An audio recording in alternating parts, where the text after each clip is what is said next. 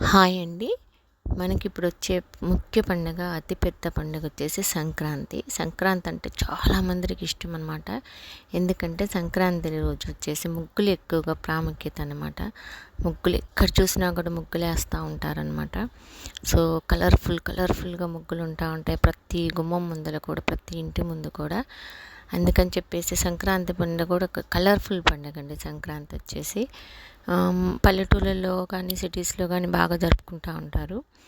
అయితే పల్లెటూరులో కొంచెం ఎక్కువ చేస్తారు. ఎందుకనంటే పల్లెటూరులో మా అమ్మమ్మ వాళ్ళు చెప్పేటప్పుడు గొబ్బెమ్మలు పెట్టడం కానీ, నవధాన్యాలు పెట్టడం కానీ, కూరగాయలు అలాంటివి పెడుతూ ఉంటారు ఎక్కువగా.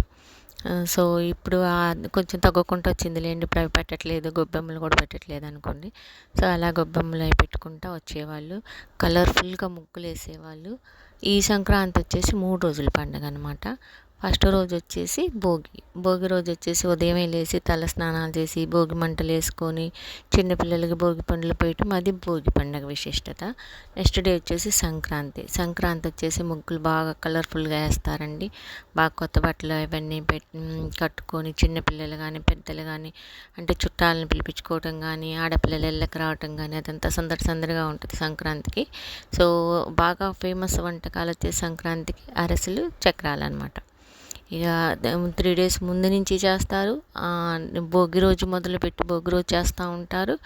అలా అన్నమాట. కొంతమంది భోగి రోజు చేస్తారు, కొంతమంది 3 రోజుల ముందే చేస్తూ ఉంటారనమాట.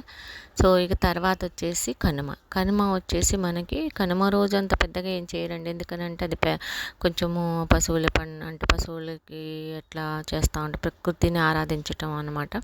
కనుమ వచ్చేసి ఇక రైతుల కుటుంబాలను అయితే చక్కగా గోమాతలను అలంకరించేసి పూజలు చేసుకొని, ఇంకా ఆ రోజు చికెన్లు, మటన్లు, ఇక మామూలుగా అంటే గారెలు అవి ఇవి తెచ్చుకొని, అంటే గారెలు అవి చేసుకొని తింటూ ఉంటారు ఎక్కువగా పల్లెటూరులో. ఎక్కడేం చేస్తూనే ఉంటారండి. అది వచ్చేసి ప్రకృతి పండుగలాగా కనుమని కొంచెం ఎక్కువగా పూజిస్తూ ఉంటారు. ఆ రోజు గోమాతల్ని పశువుల పండుగ అంటారనమాట. పశువుల్ని, ప్రకృతిని ఎక్కువగా ఆరాధించే పండుగ అనమాట. సంక్రాంతి బేసిక్గా ప్రకృతిని దగ్గరగా ఉండే పండుగ అండి. కొత్త పంటలు రావటం కానీ, ఆ పంటలు వచ్చినప్పుడు రైతులు పొలాల్లోంచి పంటలు కోసుకొచ్చుకొని ధాన్యాలు నిల్వ చేసుకోవటం. అందుకని చెప్పేసి సంక్రాంతి అంటేనే పెద్ద పండుగ. బాగా పతంగులు ఎగరేయటం కానీ, పల్లెటూళ్ళు భలే వేస్తారండి. పల్లెటూళ్ళు బాగా ఎక్కువగా చేస్తూ ఉంటారు. మా అమ్మమ్మ గారు ఊళ్ళు కూడా పల్లెటూరు కాబట్టి పతంగులు ఎగరేయటం కానీ, అరిసెలు అందరు కలిసి అరిసెలు చేసుకోవటం కానీ ఒక చోట సరదాగా ఉంటుందండి. మీకు కూడా అలాంటి పల్లెటూరులో కానీ ఎవరైనా అమ్మమ్మలు కానీ నానమ్మలు కానీ ఉంటే కామెంట్ చేయండి.